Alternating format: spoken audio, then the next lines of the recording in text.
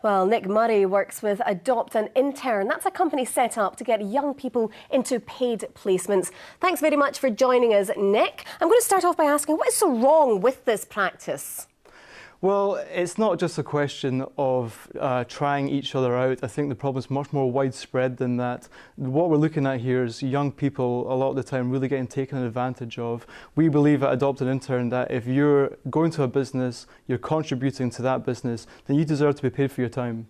But isn't it a case of it would be good for both sides to try each other out or try before you buy? Doesn't both sides get something from it?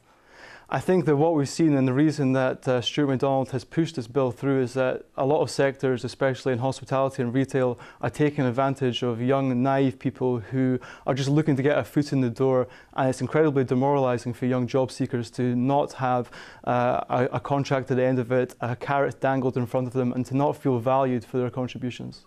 You mentioned that it is a widespread problem. Just how widespread do you think it is? This is it. Certainly in your report you highlighted hospitality and retail, but I think that unpaid work is masquerading in a lot more sectors, sometimes as a probationary period, sometimes as unpaid work experience where actually really valuable work is being done that deserves to be paid, and of course in unpaid internships, which is something at Adopt an Intern that we've fought against for the last 8 years. Is there a particular age group which really suffers from this?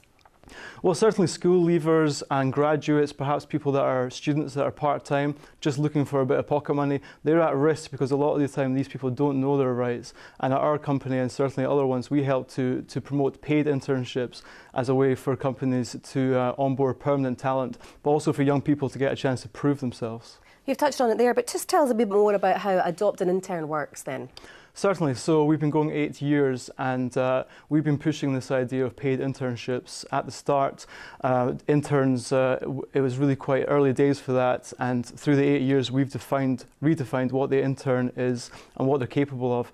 We have countless young people here in Scotland and across the UK that are just looking for an opportunity to prove themselves in your company. We only work with ethical employers who are ready to commit to pay people, and we push internships as a way for them to get to know somebody, to make sure the cultural fit is there, and in the long run to onboard permanent staff.